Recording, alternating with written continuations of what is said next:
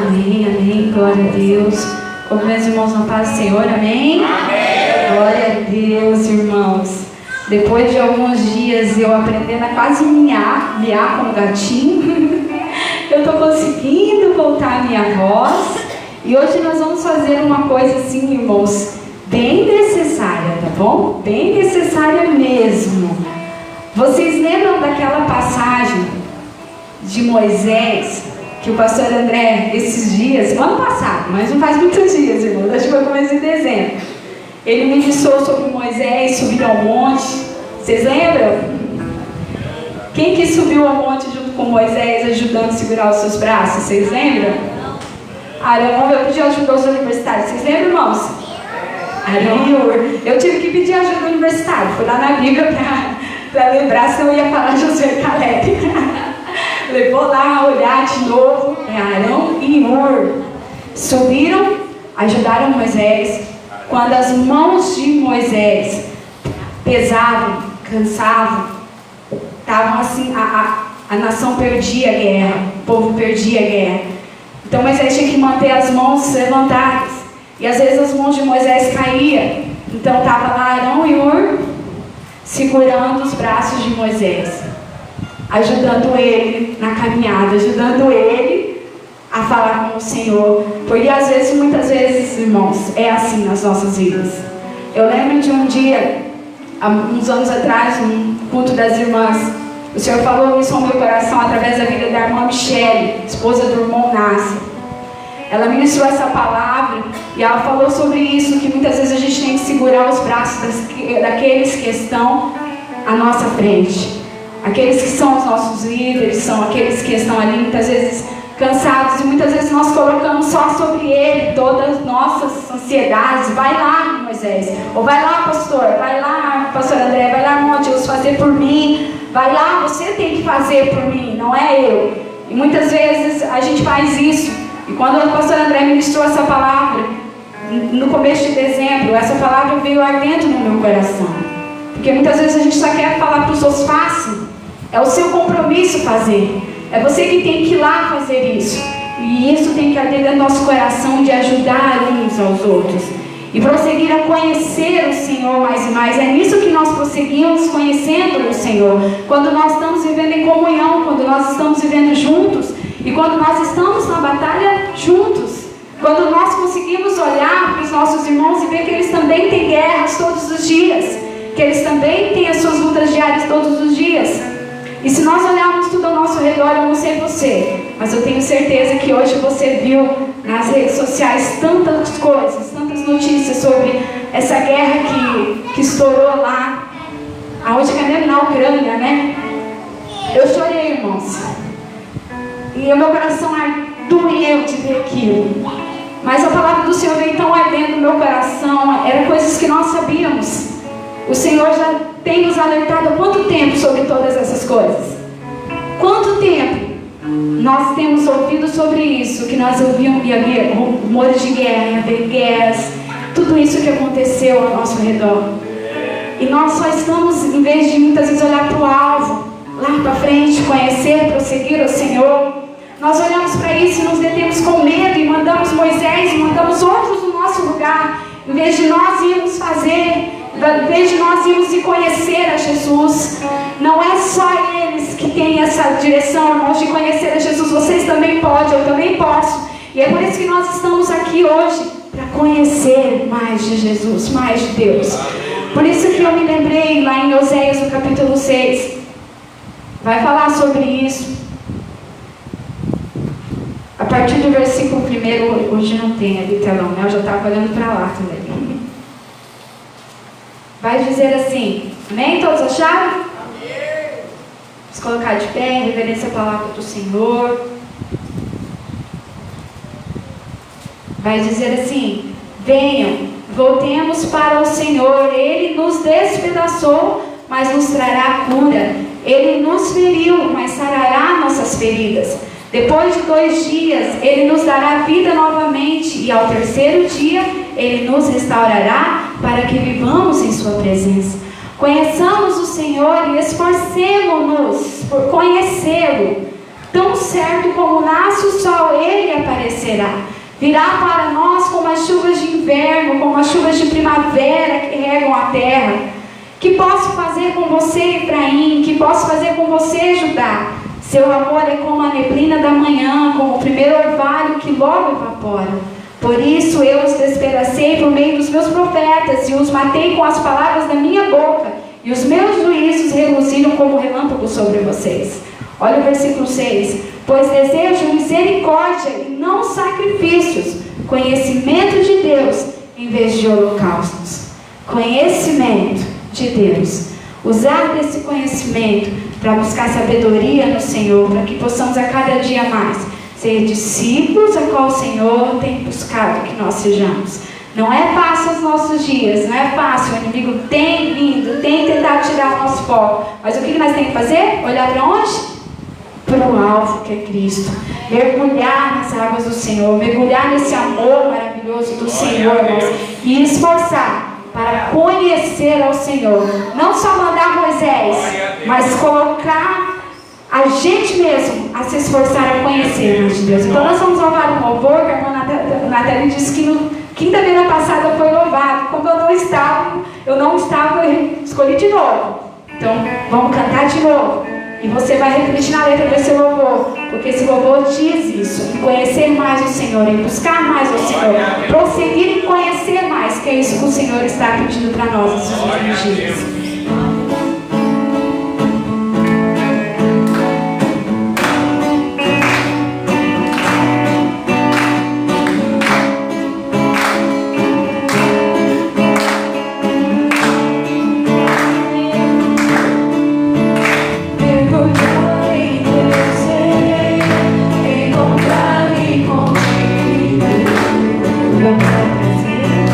Meu maior prazer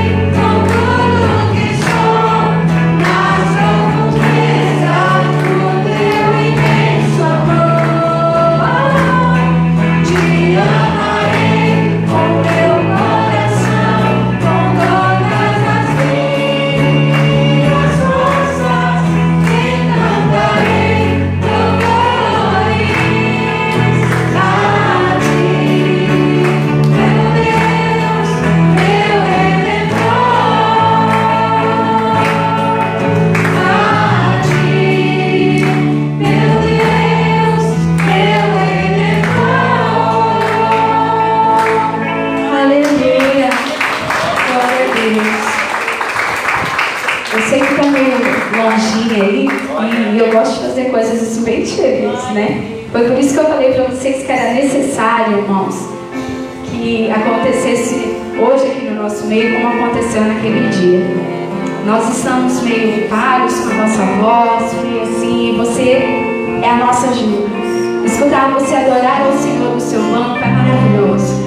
Eu sei que você está longe aí, esses que estão aqui é mais difícil, mas você que está do ladinho ali, eu gostaria que só um pouquinho você pegasse assim, ó. Segura só um pouquinho assim, ó. Só um pouquinho assim, irmãos. Você pega aí, depois você troca para você ver como que é. Troca. Isso aqui, irmãos. Muitas vezes o braço está cansado, sabia? Muitas vezes estamos cansados, muitas vezes estamos sobrecarregados. Às vezes não é fácil, irmãos, mas Ele é o nosso caminho, Ele é a nossa verdade, Ele é a nossa vida. Ele é o caminho verdadeiro para nós. Sabe, não é fácil. Então nós não precisamos culpar nosso coração, nos preocupar com isso, porque nós temos pessoas assim, irmãos. Eles estão do nosso lado para nos acompanhar nas nossas fraquezas, nas nossas dificuldades.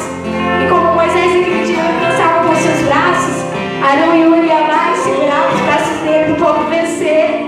E muitas vezes nós precisamos segurar o braço do nosso irmão. Precisamos dar essa força que eles precisam, irmãos, para que a guerra possa ser vencida. A nossa luta contra Satanás possa ser vencida. Nós precisamos uns dos outros. Não se preocupe, tem um lugarzinho para você lá em cima. Mas seja companheiro, seja amigo, seja irmão, porque é necessário todo o tempo. Segure na mão do seu irmão, está ao seu lado. Sinta esse carinho, esse amor, esse apoio nesse momento. Louva o Senhor por sua glória. Amamos de tudo o vosso coração. Crede em Deus e não em mim.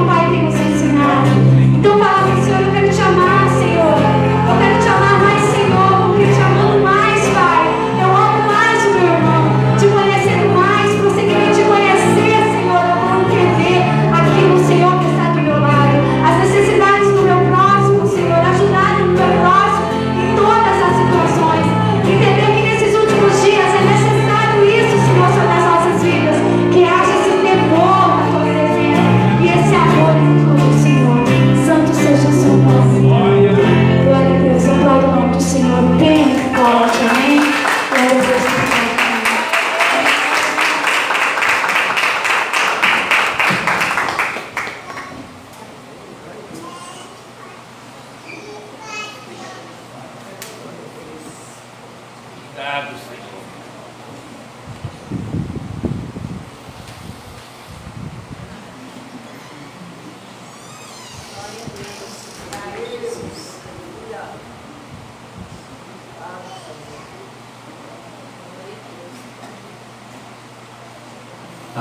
Amém? Amém. Cumprimentos, irmãos, para a paz do Senhor. Amém. Glória a Deus por mais essa oportunidade.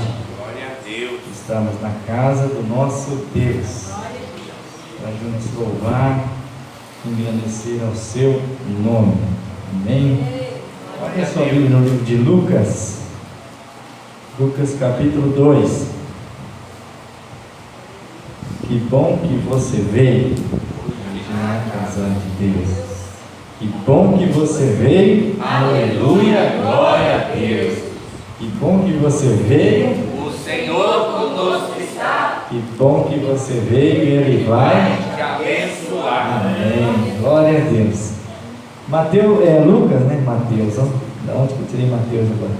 Lucas capítulo 2, versículo 21.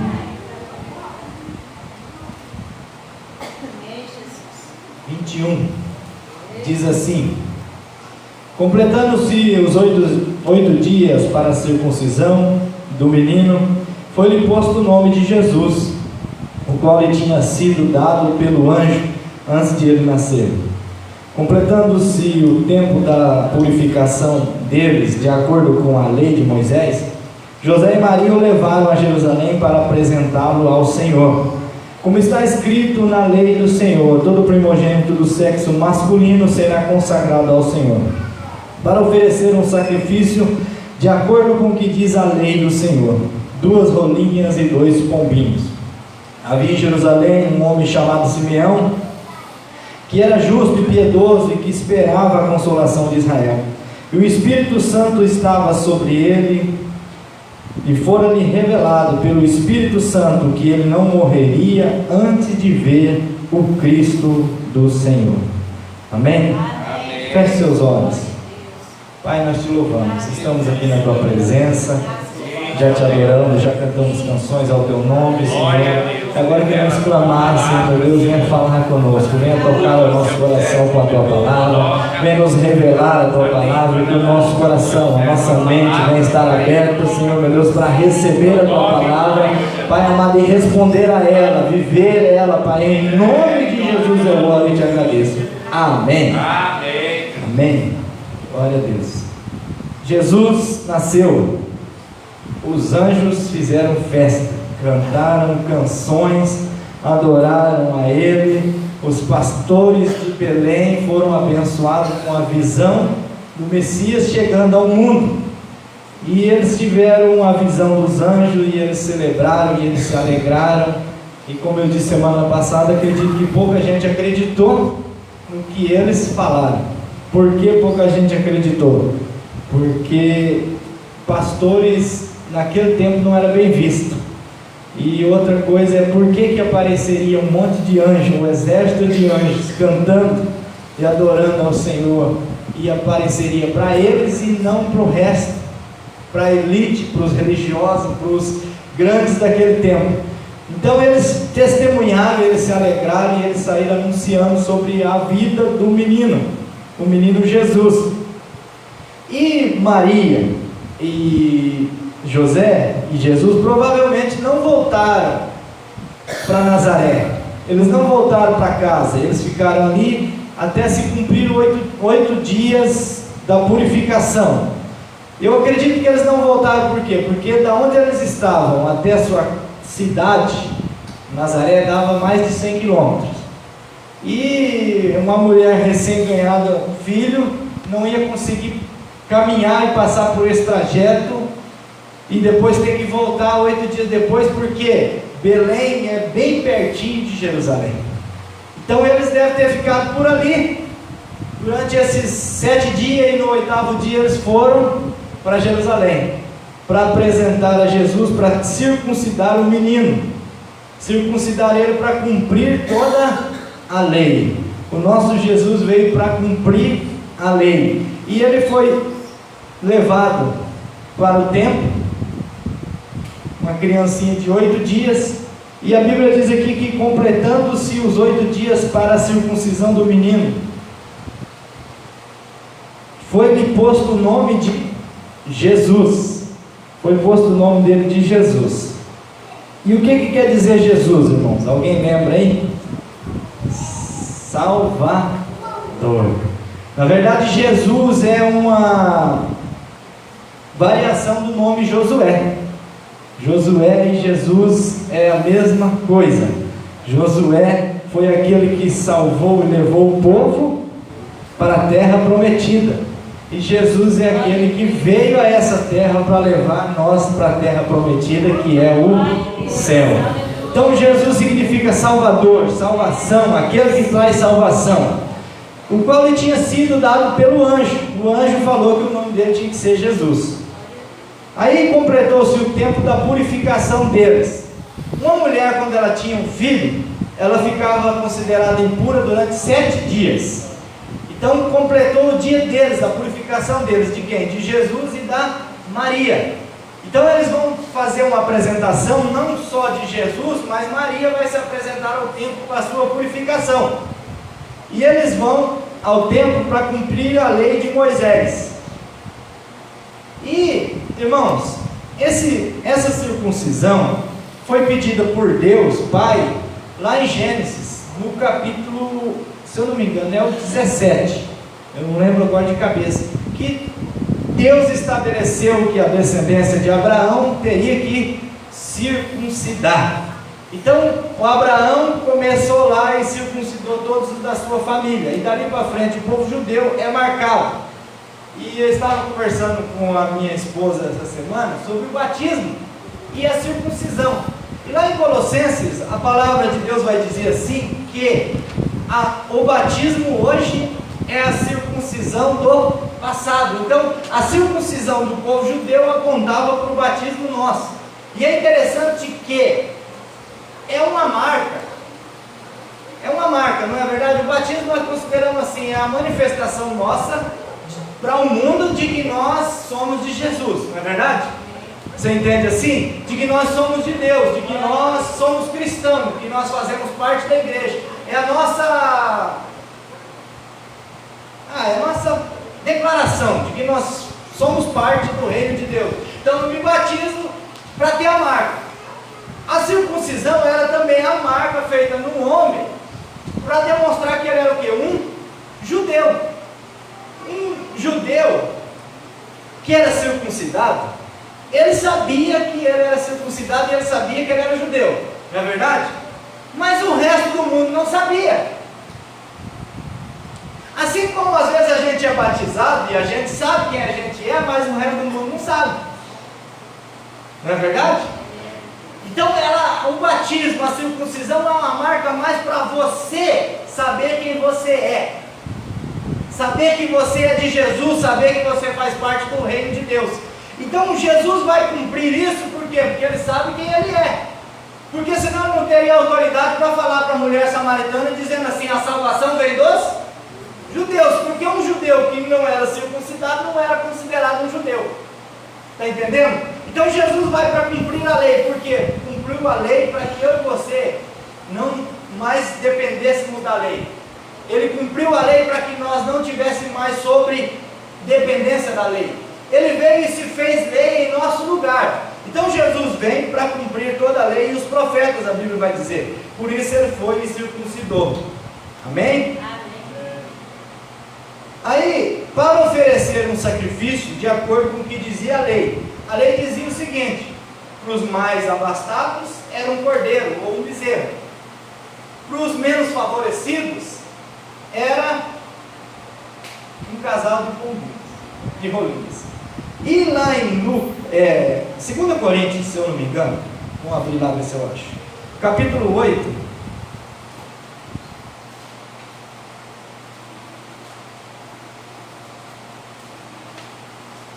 o capítulo 9.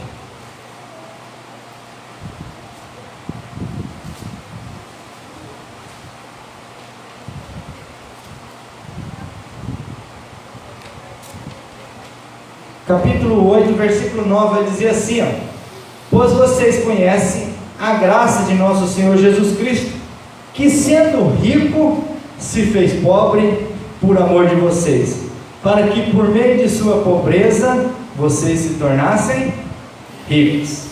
Então, Jesus nasce pobre, para que nós nos tornássemos ricos. Jesus nasce em uma família pobre que tinha só um casal de rolinhas para apresentar como oferta quando ele vai ser circuncidado. Então nosso Jesus, irmãos, ele é humilde, ele é pobre, ele vem de uma família pobre, ele não tinha um lugar certo para nascer, ele nasceu no meio dos animais. Então Jesus, o fato de Jesus vir a esse mundo, Jesus, Filho de Deus, quebra todos os paradigmas, todos os conceitos do ser humano de grandeza, de grandiosidade. Porque ele tem que ser o fulano de tal. Você sabe por que Israel não conseguiu identificar Jesus como Cristo? Porque ele nasceu pobre, porque ele nasceu numa manjedoura, porque ele foi apresentado em Jerusalém, só tinha um casal de concubinas para levar, foi criado em Nazaré, viveu um tempo no Egito. Então Jesus vai passando por todo esse processo, e esse processo confunde a mente daqueles que o esperavam e o aguardavam. Então o povo judeu esperava o Messias, mas o Messias que veio não era do jeito que eles esperavam. Eu acho interessante que Paulo, lá em Coríntios, também vai dizer que as pessoas estavam se deixando levar por outro Jesus, as pessoas estavam pregando outro Jesus, no qual ele não havia pregado. E quando nós pensamos no tempo de hoje, às vezes as pessoas estão pregando outro Jesus. Eu lembro que uma vez eu preguei sobre isso aqui, que às vezes a gente adora o Jesus curandeiro, que Jesus é só para curar, adora o Jesus Disneyland que veio para fazer eu feliz, adora o Jesus que é servo que veio para me servir e me enriquecer. Então, que Jesus as pessoas estavam esperando, que Messias eles estavam esperando. Então Jesus vem e as pessoas não o reconhecem. Por quê? Porque ele vai contrário a toda a expectativa que as pessoas depositavam em um Messias, em um ungido, em aquele que se tornaria um rei de Israel. Eles esperavam um rei terreno e Jesus se torna o rei dos céus. E ele diz assim que, a Bíblia vai dizer assim, que ele é o rei dos reis e o Senhor dos senhores. E ele diz lá em Mateus no capítulo 28 que todo o poder foi dado no céu e na terra. Então ele é mais do que um rei terreno. Então ele quebra essas expectativas. As pessoas não conseguem identificar Jesus, a não ser que seja cheio do Espírito Santo, porque elas esperavam um rei diferente. E Paulo vai dizer assim que os judeus esperavam um sinal. Que sinal eles esperavam? Esperavam um sinal de um rei terreno que tomaria posse da terra com poder e autoridade. O povo hebreu, ou o povo grego, não podia conceber que Jesus, entender que Jesus veio, sendo Deus, tomou a forma de homem e habitou nessa terra. Por quê? Porque para o grego o corpo é mau e a alma é boa. Então como que Jesus poderia, o Filho de Deus, se tornar homem, vir num corpo mau e habitar num corpo mau? Então para o grego era impossível acreditar que Jesus veio dessa forma. Então eles criaram uma imagem, e quando Jesus vem, quebra essa imagem e eles não conseguem reconhecer ele. Mas quem está cheio do Espírito Santo reconhece. Havia em Jerusalém um homem chamado Simeão, que era justo e piedoso, e que esperava a consolação de Israel. E o Espírito Santo estava sobre ele. Fora-lhe revelado pelo Espírito Santo que ele não morreria antes de ver o Cristo do Senhor. Simeão é um homem de idade, é um senhorzinho, piedoso, servo de Deus, que adora a Deus, e era cheio do Espírito Santo. E ele recebeu uma revelação do Espírito Santo que ele não ia morrer enquanto ele não visse o Cristo. Enquanto ele não visse o Cristo, ele não iria morrer. E quando ele está cheio do Espírito Santo, e o Espírito Santo o leva para o templo aquele dia, ele chega lá e dá de cara com um menino no colo de sua mãe ou do seu pai. E ele pega esse menino nos braços e o reconhece. adora a Deus. Por quê? Porque ele está cheio do Espírito Santo, ele consegue enxergar Jesus como o Messias. Glória a Deus. Eu falei aqui domingo à noite que uma coisa que a igreja precisa é de discernimento espiritual, para a gente saber o que é de Deus e o que não é. Meu Deus. O que é do maligno e o que é de Deus. Porque quando nós estamos cheios do Espírito Santo, nós identificamos. Você sabe por que os religiosos da época de Jesus não identificaram Jesus? Porque eles não tinham o Espírito Santo. Porque eles tinham rituais. Eles apontavam o dedo, eles julgavam, eles acusavam, e nem mesmo eles viviam tudo aquilo que eles cobravam. Aí vem Jesus, diferentão de tudo que eles esperavam, e eles não conseguem enxergar ele como o Messias.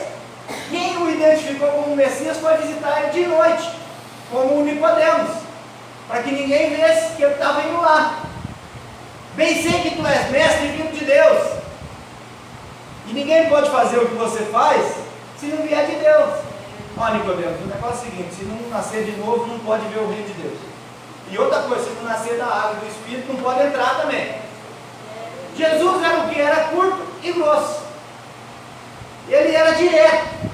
Ele falava a verdade para quem tinha que falar, na hora que tinha que falar, do jeito que tinha que falar. Então, quando um religioso que fica falando e avisando muito, chegava perto de Jesus, queria, com palavras bonitas, falar: bem sei que tu és mestre, vindo de Deus. Falar: o negócio é o seguinte, se não nascer de novo, não tem nem conversa, você não pode ver o reino de Deus. E se não nascer da água do Espírito, não pode entrar. Então, você decide, você quer nascer de novo? Então você vai ver. Se você não nascer de novo, não nascer da água do Espírito, não entra. Então, irmãos, Jesus é diferente. Mas quem está à espera do Messias e não colocou uma expectativa diferente do que o Messias é, quando ele vem, o identifica. Identifica como um menino. Os pastores de Belém conseguiram adorar e exaltar um menino que o anjo avisou para eles que ia nascer. Aí a gente começa a achar que o Calvino tinha razão da predestinação, né? Você viu que chamou os anjos veio, os anjos chamou os pastores foram lá, viram Jesus. E agora aqui a gente vê que tem um homem, um idoso, que o Espírito Santo falou para ele: aquele ali é um menino. E você vai lá e você vai adorar ele, você vai exaltar ele, e Deus, o Espírito Santo coloca canção nos seus lábios. Irmãos, a chegada de Jesus é uma chegada para adoração. A chegada de Jesus é para mudar o sistema religioso. A chegada de Jesus é o seguinte: ele está cumprindo a lei, mas em cumprindo a lei, ele nasceu lá na manjedoura, ele nasceu lá na estrebaria, um lugar sujo, um lugar fedido, e lá os anjos vêm, fazem festa e trazem alguns pastores para o adorar. Por quê? Porque Jesus vem dizer assim: ó, eu vim para todo mundo. E esses esquecidos que estão trabalhando à noite viram ele. Foi um dos primeiros a contemplar o Jesus, Filho de Deus, nascido em Belém.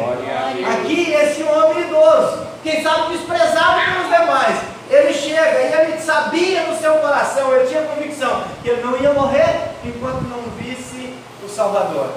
Enquanto ele não enxergasse o Salvador, ele não iria morrer. E ele tinha essa convicção. E eu garanto para você que ele deve ter testificado isso para muita gente. E as pessoas viam que ele estava envelhecendo e falavam assim: quem que vai ser o Salvador nesse tempo? Esse tempo começou há 200 anos atrás, mas não deu certo. Começou uma rebelião e acabou. E agora, quem que vai ser esse Messias, o ungido? Silêncio de 400 anos da palavra de Deus, mas ainda tinha alguém cheio do Espírito Santo, aguardando com confiança a presença e a chegada de Jesus. Aleluia. Amém? Amém. Aí, irmãos, o Simeão tomou ele nos braços. E ele tomou ele nos braços e ele disse assim: ele louvou a Deus dizendo: ó soberano, como prometeste, agora podes despedir em paz do teu servo, pois os meus olhos já viram a tua salvação, que preparaste à vista de todos os povos, luz para a revelação aos gentios e para a glória de Israel, teu povo. Ele louvou a Deus. Então, quando Jesus chega, o prenúncio da chegada de João Batista gera louvor na boca de Zacarias. Quando Maria recebe a revelação de que que ficaria grávida do Espírito Santo. Ela louva ao Senhor. Quando os anjos sabem que Jesus nasceu, os anjos vêm, o exército do céu vem e louva ao Senhor. Os pastores testemunham e também louvam ao Senhor. E agora Jesus é apresentado no templo, e no templo vem Simeão e pega ele nos braços e também louva ao Senhor. Então o que Jesus veio fazer na terra é mudar o sistema de culto, é mudar a adoração, e a adoração tem que estar centrada nele, porque é tudo para Ele, é tudo sobre Ele, e é tudo por causa dele. Então Simeão louva a Deus. Aí o pai e a mãe do menino estavam admirados com o que fora dito a respeito dele. Irmãos, olha que bonito. O pai e a mãe do menino estavam admirados. Simeão louvou a Deus. E ele agradeceu a Deus porque Deus cumpriu a promessa. E Deus cumpriu a promessa e ele louva. E depois o pai e a mãe estão admirados. E Simeão abençoou Maria e disse: Aleluia, Jesus. Irmãos, essa mulher, ela carregou Jesus durante 9 meses. Ela carregou no seu ventre nada menos do que o Filho de Deus. Ela carregou no seu ventre o Filho de Deus durante 9 meses. E eu acho interessante que ela é humilde, ela foi escolhida por Deus, ela foi agraciada por Deus, mas tem um homem de idade que está no templo e é levado no templo pelo Espírito Santo e que não foi criado nunca uma imagem dele, nunca ninguém prostrou diante dele para adorar. Ele é quem abençoa a mãe do menino. E na lei de Deus, o maior abençoa o menor. Você está entendendo onde eu quero chegar? Por que a gente cria uma imagem de alguém e adora esse alguém? E esse alguém é tão mais humilde do que nós colocamos ela, a ponto de ser abençoado com um senhor que ela encontrou lá no templo algum dia que ela chegou lá com o menino. E ele abençoou a vida dela. Então, irmãos, Maria é humilde, Maria é uma abençoada, é uma agraciada. E ela é abençoada por Simeão. Este menino está destinado a causar a queda e o soerguimento de muitos em Israel, e a ser um sinal de contradição. Quando a gente lê isso, a gente, queda de muitos, causar a queda e ser um sinal de contradição. Irmãos, hoje tem quem adora a Jesus e que ama Jesus de paixão, não é verdade? E hoje tem quem entra numa igreja evangélica como essa, ou numa igreja católica, e quebra toda a igreja. Então não é um sinal de contradição? Então tem quem ama e tem quem odeia, tem quem ama e tem quem aborrece, tem quem ama e quem tem ódio. Então Jesus é um sinal de contradição. Por quê? Porque quem ama Ele ama, mas quem não ama acaba odiando até aqueles que amam a Ele. Então nós estamos vivendo um tempo em que a gente consegue enxergar essa contradição, de que a perseguição vem, de que as pessoas odeiam quem serve a Jesus. Há uns dias atrás a gente não imaginava que as pessoas iam estar invadindo igrejas e quebrando igrejas.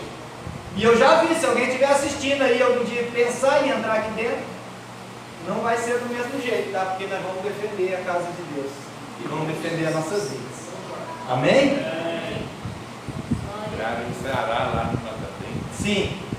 Agora estão fazendo isso. Então, contradição, o quê? Uns amam e outros querem destruir a fé. Uns amam e outros querem ser contrário à adoração. Então, irmãos, nós precisamos servir a esse Jesus e amar esse Jesus de todo o nosso coração, porque o que diz sobre Ele é verdade. De modo que o pensamento de muitos corações será revelado. Quanto a você, uma espada atravessará a sua alma. O pensamento de muitos corações será revelado. É muito interessante pensar que o pensamento de muitos corações será revelado, quando a gente vê que Jesus tinha 12 discípulos e o Judas traiu. O coração dele foi revelado, o pensamento dele foi revelado. A gente vê o Pedro muito macho, muito forte, muito corajoso, e de repente a coisa arruina e o coração e o pensamento dele é revelado, porque ele nega Jesus 3 vezes. Os outros 10, muito bonitinho, muito certinho, que também Jesus está lá, crucificado, e não tem ninguém lá, a não ser João, que fica meio de longe lá entre as mulheres.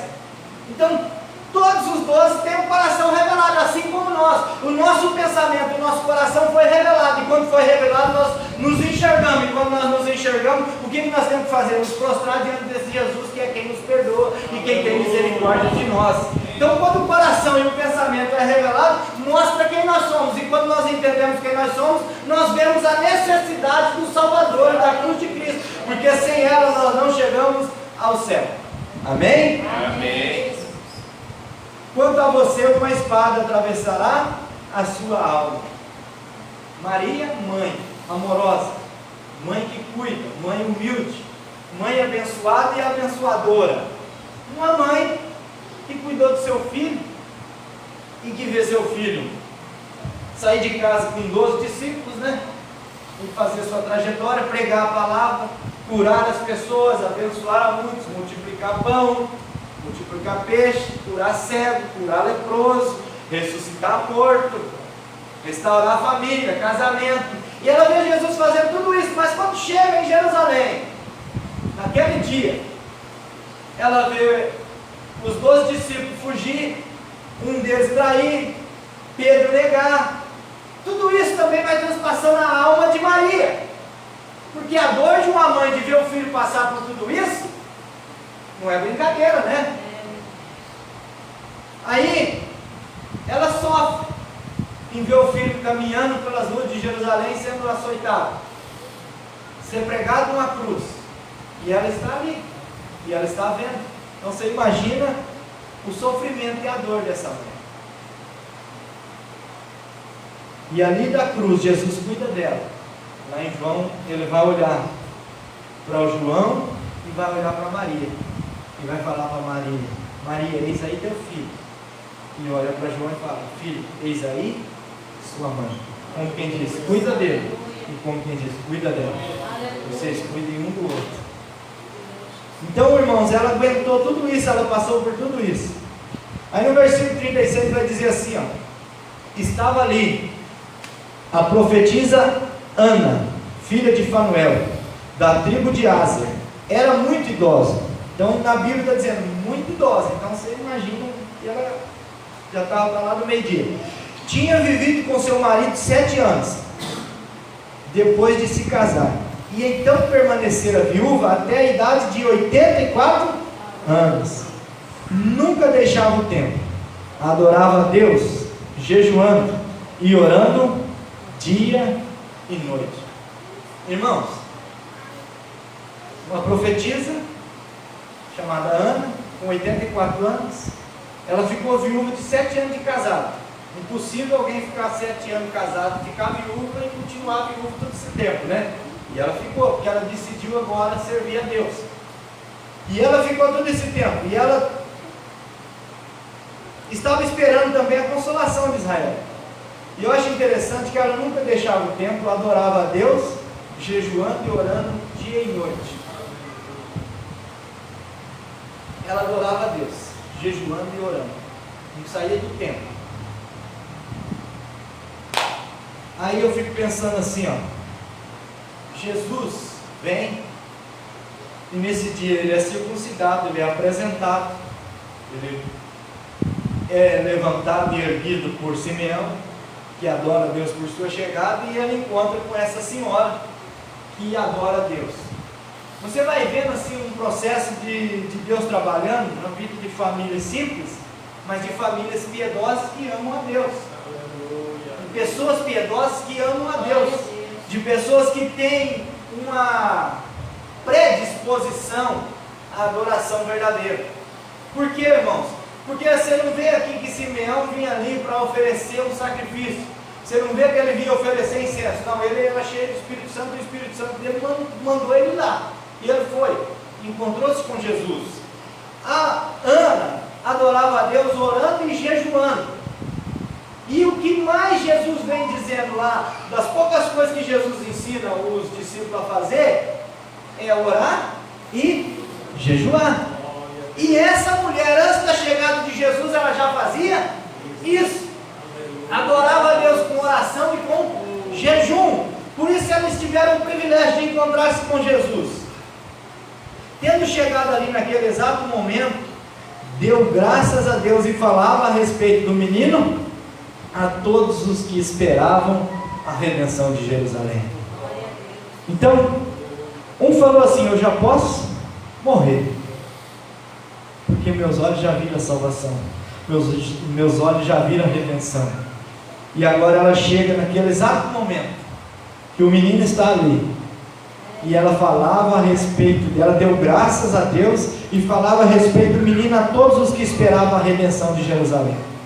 Depois de terem feito tudo o que era exigido pela lei do Senhor, voltaram para a sua própria cidade, Nazaré, na Galileia.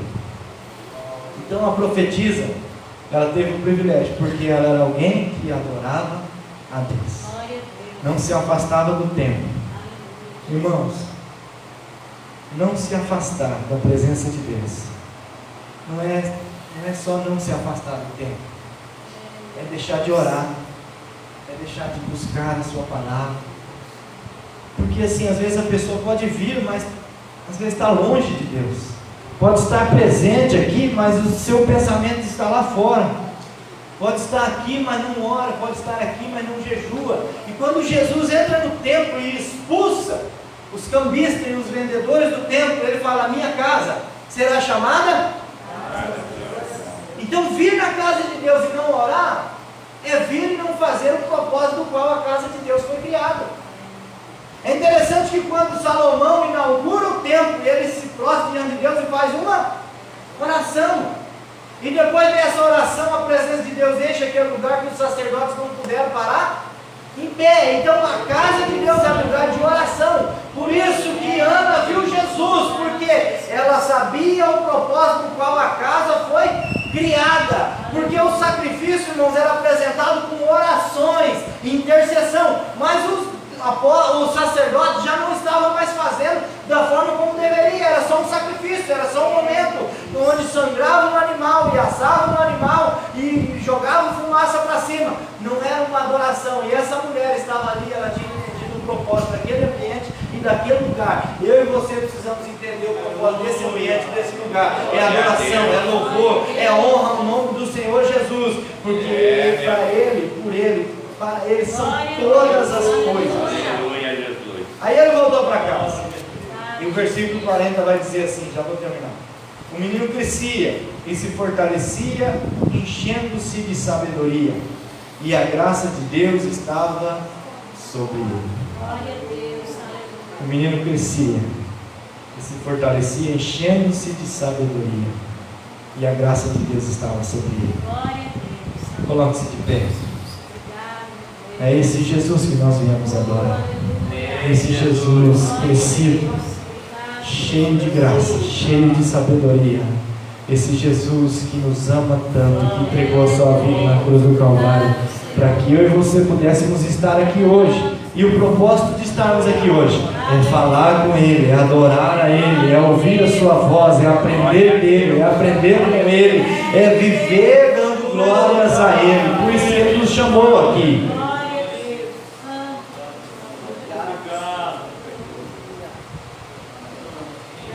E nós viemos aqui na casa de oração e nós precisamos orar. Nós estamos vivendo momentos difíceis, mas momentos que não deveriam gerar espanto, porque nós deveríamos saber o que está para acontecer. A volta de Jesus está chegando esse tempo. Glória a Deus. Nós estamos em rumor de guerra, no início de guerra. E o que a igreja precisa fazer nesse tempo? É guerrear na oração. essa casa será chamada casa de oração. Irmãos, as maiores batalhas é vencidas de joelho, buscando a presença de Deus e adorando a Ele. As melhores guerras, as guerras que foram vencidas pelo povo de Israel, uma delas Josafá venceu no vale, foi adorando e exaltando, buscando a presença de Deus. É assim que a igreja precisa estar nesse tempo, orando, buscando a Deus, exaltando a Ele, sabendo que Deus está no controle da situação. Ele sabe de tudo, Ele conhece tudo antes que aconteça. Ele já sabe, então nós precisamos confiar e adorar a Ele. Nós vivemos em um tempo em que a gente tem muita informação e a gente se apega muito à notícia ruim e à desgraça. Mas Jesus veio para trazer boa nova de grande alegria. E Ele diz assim: está chegando o tempo da minha vida. Ah, igreja, prepara-te para encontrar com o teu Salvador, com o teu Senhor. Que a nossa expectativa vem estar como a de Simeão, que esperava Jesus e estava cheio do Espírito Santo. Que a nossa expectativa venha ser igual a da profetisa Ana, que estava no templo todos os dias. Ela vinha ali orar a Jesus, jejuar e adorar ao Senhor. Aí ela se encontrou com Jesus e teve o privilégio de ver o Salvador. Assim como você, nesse tempo, devemos estar com a expectativa nele, com os olhos fitos nele, porque ele vai voltar para buscar a sua igreja, buscar o seu povo. E nós precisamos estar com a expectativa correta no nosso Senhor Jesus. Glória a Deus. Pai, nós te adoramos, te louvamos, Senhor meu Deus, pelo privilégio de estarmos na tua casa. Obrigado, Senhor meu Deus, por tua palavra. Ajuda-nos, Senhor, a vencer, ajuda-nos a suportar, ajuda-nos, Senhor, a nos comportar corretamente na tua presença, adorando e exaltando o teu santo e maravilhoso nome, Pai. Em nome de Jesus, nós queremos interceder em favor, Senhor Deus, das famílias da Ucrânia, também na Rússia, Senhor, em outros países que há rumores só de guerra. Tenha misericórdia, Senhor, quebrando o coração dessas pessoas que fazem guerra, Pai, em nome de Jesus, e que nós, como tua igreja, venhamos saber nos portar nesse momento e nesse tempo, buscando a tua presença, adorando a ti, intercedendo, Pai, em nome de Jesus eu oro e te agradeço, Senhor. Amém. E amém. Que o grande amor de Deus, a graça e a paz do nosso Senhor e Salvador Jesus Cristo, a comunhão e a consolação do Espírito Santo de Deus esteja sobre a vida de todos nós, não só agora, mas para todos sempre. Todos que amam o Senhor Jesus podem dizer amém? Amém. Amém. Cumprimento.